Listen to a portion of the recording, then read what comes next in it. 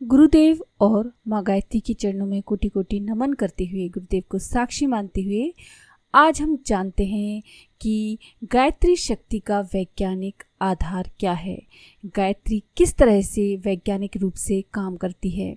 गुरुदेव ने इसके बारे में विस्तृत जानकारी दी है। गायत्री की शक्ति और सिद्धि। इस पुस्तक में आधुनिक विज्ञान बाह्य उपकरणों के सहारे मनुष्य जीवन की जटिलताओं को कम करने या सरल बनाने के लिए प्रयत्नशील है। बाह्य उपकरण अर्थात पदार्थों के माध्यम से जीवन की गुत्थियों को सुलझाने के कारण ही इसे पदार्थ विज्ञान कहा जाता है। प्राचीन काल में हमारे मनीषियों ने पदार्थ विज्ञान के क्षेत्र में प्रगति करने के साथ साथ चेतना को भी शोध और अन्वेषण का विषय बनाया था। इस क्षेत्र में चमत्कृत कर देने वाली प्रगति भी की थी। चेतना विज्ञान के क्षेत्र में प्रगति के जो विधि विधान खोजे गए उनमें मंत्र विद्या प्रमुख मानी गई। यह सामान्य रूप से मंत्रों का स्वरूप कुछ विशिष्ट शब्दों का समूह ही दिखाई देता है, परंतु वास्तव में मंत्र केवल शब्दों का समूह ही नहीं है, उनका गठन विज्ञान सम्मत प्रभाव को ध्यान में रखते हुए किया गया है। कुछ समय पूर्व तक मंत्रों के प्रभाव और विशेषताओं को अंधविश्वास के सिवाय कुछ नहीं कहा जाता था, पर अब विज्ञान भी मंत्रों की शक्ति को प्रमाणित करने में लगा है। मंत्र विद्या के वैज्ञानिक जानते हैं कि जीभ से जो भी शब्द निकलते हैं उनका उच्चारण कंठ, तालु, मूर्धा, ओष्ठ, दंत, जिह्वामूल आदि मुख के अंगों द्वारा होता है। इस उच्चारण काल में मुख के जिन भागों से ध्वनि निकलती है उन अंगों के नाड़ी तंतु शरीर के विभिन्न भागों तक फैले होते हैं। इस फैलाव क्षेत्र में कई ग्रंथियां होती हैं जिन पर उन उच्चारणों का प्रभाव पड़ता है। जिन लोगों को कोई सूक्ष्म ग्रंथियां रोगी या नष्ट हो जाती हैं उनके मुख से कुछ खास शब्द अशुद्ध या रुक रुक कर निकलते हैं। इसी को हकलाना या तुतलाना कहते हैं। शरीर में अनेक छोटी बड़ी दृश्य अदृश्य ग्रंथियां होती हैं। योगी लोग जानते हैं कि उन कोशों में कोई विशेष शक्ति भंडार छिपा रहता है। सुषुम्ना से संबंध षट चक्र प्रसिद्ध हैं। ऐसी अगणित ग्रंथियां शरीर में हैं। विविध शब्दों का उच्चारण इन विविध ग्रंथियों पर अपना अपना प्रभाव डालता है और उस प्रभाव से उन ग्रंथियों का शक्ति भंडार जागृत हो जाता है। मंत्रों का गठन इसी आधार पर हुआ है। गायत्री मंत्र में 24 अक्षर हैं। इनका संबंध शरीर में स्थित ऐसी 24 ग्रंथियों से है जो जागृत होने पर सद्बुद्धि प्रकाशक शक्तियों को सतेज कर देती है, यानी हमारी सद्बुद्धि हमारी शक्तियों को जगा देती है। गायत्री मंत्र के उच्चारण से सूक्ष्म शरीर का सितार 24 स्थानों पर झंकार देता है और उससे एक ऐसी स्वर लहरी उत्पन्न होती है जिसका प्रभाव अदृश्य जगत के महत्वपूर्ण तत्वों पर पड़ता है। दीपक राग गाने से बुझे दीपक जल उठते हैं। मेघ बल्हार गाने से वर्षा होने लगती है। वेणुनाद सुनकर सर्प लहराने लगते हैं। मृग सुधी बुद्धि भूल जाते हैं। गाय अधिक दूध देने लगती हैं। कोयल की बोली सुनकर काम भाव जागृत हो जाते हैं। अमेरिका की डॉक्टर हर्चिसन ने विविध संगीत ध्वनियों से अनेक असाध्य और कष्ट साध्य रोगियों को अच्छा करने में सफलता और ख्याति प्राप्त की। भारतवर्ष में अनेक तांत्रिक लोग थाली को घड़े पर रखकर एक विशेष गति से बजाते हैं और उस बाजे से सर्प, बिच्छू आदि जहरीले जानवरों के काटे हुए कंठमाला, विषवेल, भूतोन्माद आदि रोगी बहुत करके अच्छे हो जाते हैं। कारण ये है कि शब्दों के कंपन सूक्ष्म प्रकृति से अपनी जाति के अन्य परमाणुओं को लेकर ईथर का प्रयोग करते हुए जब अपने उद्गम केंद्र पर कुछ ही क्षणों में वापस लौटते हैं तो उनमें अपने प्रकार की एक विशेष विद्युत शक्ति, एक विशिष्ट प्रभाव पड़ता है। मंत्रों द्वारा विलक्षण कार्य होने का भी यही कारण है। गायत्री मंत्र द्वारा भी इसी प्रकार शक्ति का आविर्भाव होता है। मंत्रोच्चार में मुख के कंठ क्रियाशील होते हैं। उन भागों में नाड़ी तंतु कुछ विशेष ग्रंथियों को गुदगुदाते हैं। उनमें स्फुरना होने से एक वैदिक छंद का क्रमबद्ध यौगिक संगीत प्रवाह ईथर तत्वों में फैलता है और अपनी कुछ क्षणों में होने वाली विश्व परिक्रमा से वापस आते आते एक सजातीय तत्वों की सेना वापस लेकर आ जाता है, जो अभीष्ट उद्देश्य की पूर्ति में बड़ी सहायक होती है। शब्द संगीत के शक्तिमान कंपनों का पंच भौतिक प्रवाह और आत्मशक्ति की सूक्ष्म प्रकृति की याचना, साधना, आराधना के आधार पर उत्पन्न किया गया संबंध, ये दोनों ही कारण साधक के दैवीय वरदान सिद्ध हो जाते हैं। साधक के लिए शब्द केवल जानकारी ही नहीं है और भी बहुत कुछ देते हैं। अब ऐसे प्रयोग भी किए जाने लगे हैं जिनसे खाद और पानी के अलावा मधुर संगीत प्रवाह भी पौधों के विकास हेतु प्रयोग में लाए जा सकें।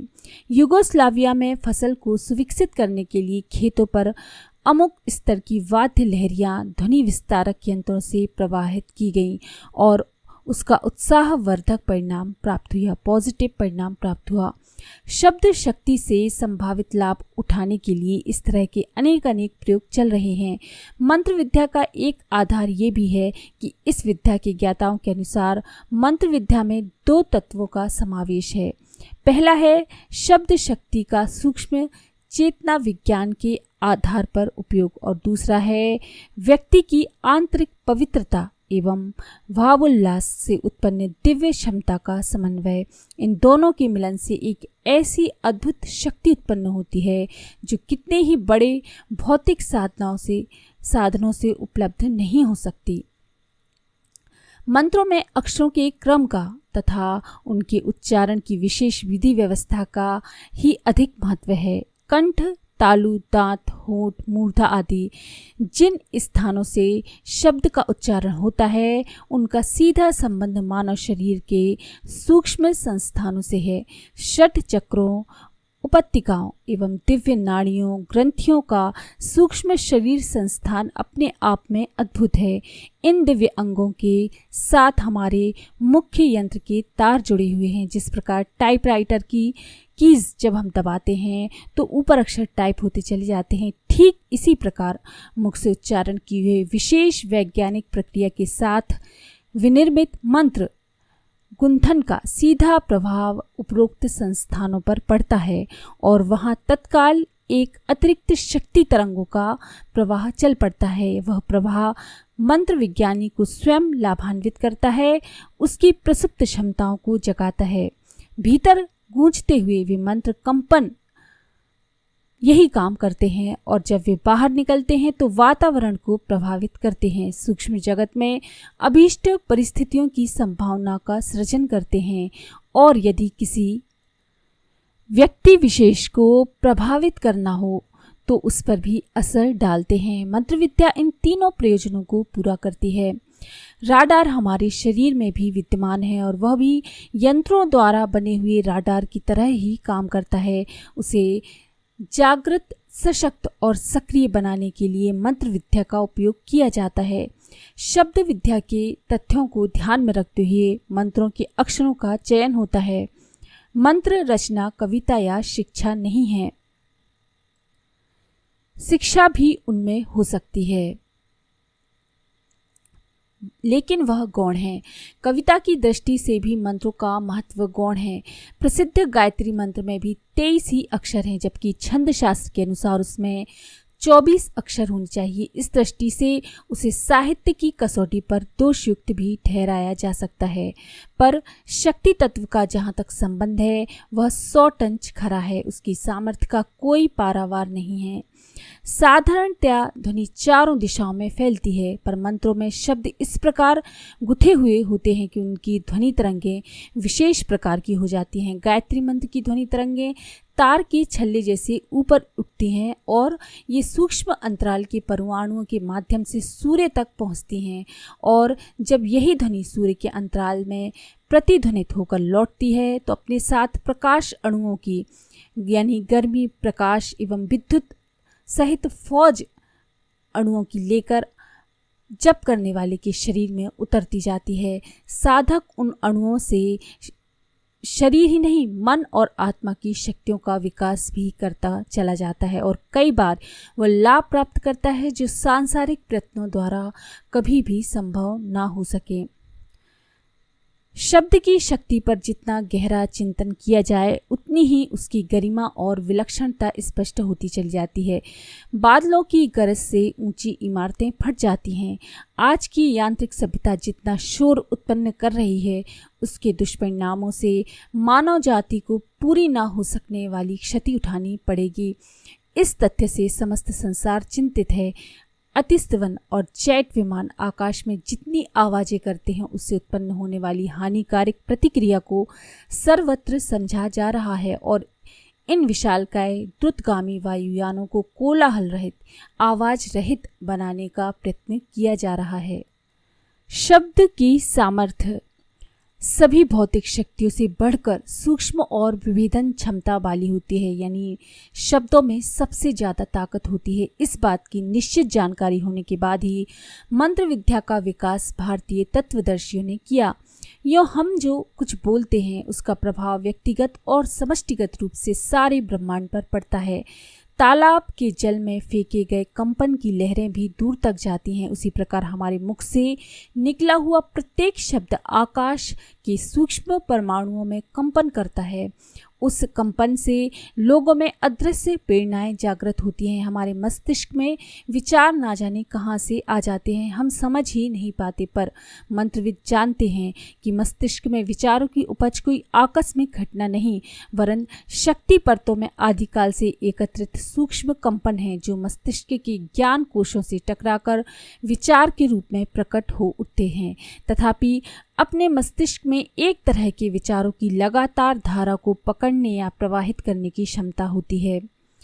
एक ही धारा में मनोगति के द्वारा एक सी विचारधारा निरंतर प्रवाहित करने सारे ब्रह्मांड के विचार जगत में क्रांति उत्पन्न की जा सकती है। उसके लिए ये आवश्यक नहीं कि उन विचारों को वाणी या संभाषण के द्वारा ही व्यक्त किया जाए। उच्चारण और स्वर में यही अंतर है कि उच्चारण कंठ, ओंठ, जीभ, तालु, दांतों की संचालन प्रक्रिया से निकलता है और वह विचारों का आदान प्रदान कर सकने भर में समर्थ होता है, पर स्वर अंतःकरण से निकलता है। उसमें व्यक्तित्व, दृष्टिकोण और भाव समुच्चय भी ओतप्रोत रहता है। इसलिए मंत्र को स्वर कहा गया है। वेद पाठ में उद्दात, अनुदात, स्वरित की उच्चारण प्रक्रिया का शुद्ध होना भी इसी ओर संकेत करता है। साधना क्षेत्र में स्वर का अर्थ वाक शक्ति के माध्यम से किए जाने वाले सशक्त जप अनुष्ठान से ही है। मंत्र की जो कुछ भी महिमा है उसका आधार वाणी को वाक के रूप में परिणित कर देना है। इसके लिए मन, वचन और कर्म में ऐसी उत्कृष्टता का समन्वय करना पड़ता है कि वाणी को दग्ध कर देने वाला कोई कारण शेष न रह जाए। इतना करने के उपरांत उसके द्वारा जपा हुआ मंत्र सहज ही सिद्ध हो जाता है और उच्चारण किया हुआ शब्द असंदिग्ध रूप से सफल होता है। यदि वाणी दूषित, कलुषित, दग्ध स्थिति में पड़ी रही तो उसके द्वारा जप किए हुए मंत्र भी जल जाएंगे और बहुत संख्या में बहुत समय तक जप, स्तवन, पाठ आदि करते रहने पर भी अभीष्ट फल ना मिल सकेगा। परिष्कृत जिह्वा में वह शक्ति है जिसके बल पर किसी भी भाषा का कोई भी मंत्र प्रचंड और प्रभावशाली होता है। उसके द्वारा उच्चारित शब्द मनुष्यों के अंतस्थल को, असीम अंतरिक्ष को प्रभावित किए बिना नहीं रह सकता। ऐसी परिष्कृत वाणी वाक को अध्यात्म में प्राण कह सकते हैं। उसे साधक की कामधेनु एवं तपस्वी का ब्रह्मास्त्र कहने में तनिक भी अत्युक्ति नहीं है। इसी को परिमार्जित जिह्वा या सरस्वती कहते हैं। साधना क्षेत्र में प्रवेश करने वाले व्यक्ति को उस मंत्र शक्ति की दीक्षा की महत्ता समझनी चाहिए। मंत्र की माता उसे ही मानना चाहिए। सिद्धियों का उद्गम स्थल, भगवान को द्रवित कर सकने का माध्यम उसे ही मानना चाहिए। मंत्र सिद्धि में 4 तथ्य सम्मिश्रित रूप से काम करते हैं। पहला है ध्वनि विज्ञान के आधार पर विनिर्मित शब्द श्रृंखला का चयन और उसका विधिवत उच्चारण। दूसरा है साधक की संयम द्वारा निग्रहित शक्ति और मानसिक एकाग्रता का संयुक्त समावेश। तीसरा है उपासना प्रयोग में प्रयुक्त होने वाले पदार्थ उपकरणों की भौतिक किंतु सूक्ष्म शक्ति। और चौथा है भावना प्रवाह, श्रद्धा, विश्वास एवं उच्च स्तरीय लक्ष्य दृष्टिकोण। इन चारों का जहाँ जितने अंश में समावेश होगा वहाँ उतने ही अनुपात से मंत्र शक्ति का प्रतिफल एवं चमत्कार दिखाई पड़ेगा।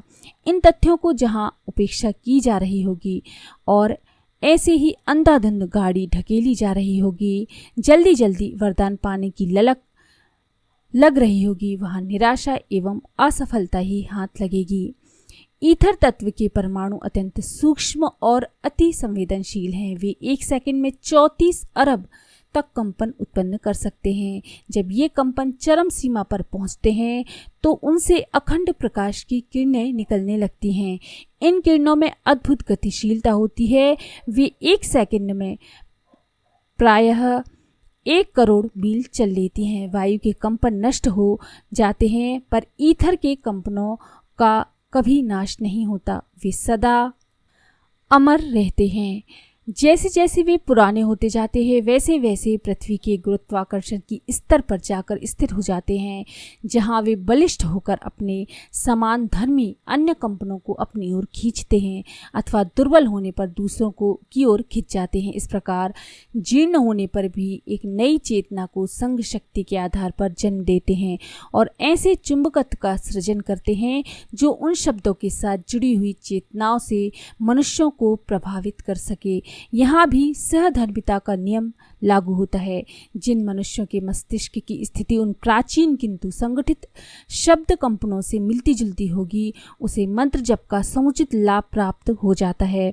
असमानता की स्थिति में कोई विचार या शब्द प्रवाह किसी को प्रभावित नहीं कर सकता, केवल अपनी उपस्थिति का परिचय भर दे सकता है। यह शरीर भी एक छोटा किंतु पूरा विश्व है। इसमें सभी तीर्थों के बीच पीठ विद्यमान है। इनमें से किसी एक अथवा एक साथ अनेकों पीठों को जागृत एवं प्रखर बनाया जा सकता है। कोई कोई व्यक्तित्व मूर्तिमान शक्ति पीठ होते हैं।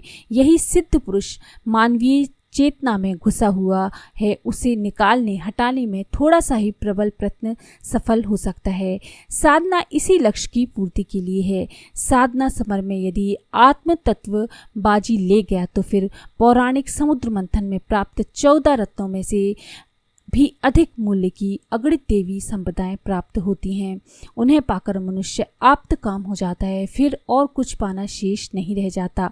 साधना काल देवी आसुरी संघर्षों की तुमुल युद्ध की अवधि है। इसमें पूरे कौशल, चातुर्य एवं साहस का प्रयोग करना पड़ता है। ये युद्ध उपेक्षा पूर्वक ज्यों त्यों करके ढीले पोले मन से बेगार भुगतने की तरह नहीं लड़ा जा सकता।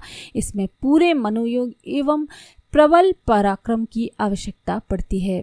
साधना जब साधक का सर्वप्रिय विषय बन जाए, उसमें निरत रहने को स्वमेव मन चले, उन क्षणों को घटाने की नहीं बढ़ाने की ललक रहे।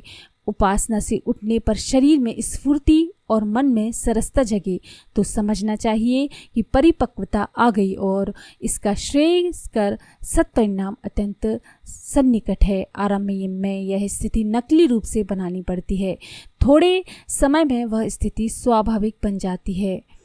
बलपूर्वक उच्च स्तरीय मन स्थिति बनाने के काल को ही साधना काल कहते हैं। जब वह स्थिति सहज बनी रहे तो समझना चाहिए कि सिद्धावस्था प्राप्त हो गई है। तो ये है गायत्री साधना का वैज्ञानिक आधार का वीडियो पार्ट 1। इसके आगे पार्ट 2 है, जो कि अगली बार मैं इसको अपलोड करूंगी। तो अगर आपको ये जानकारी पसंद आई तो प्लीज़ लाइक करें, शेयर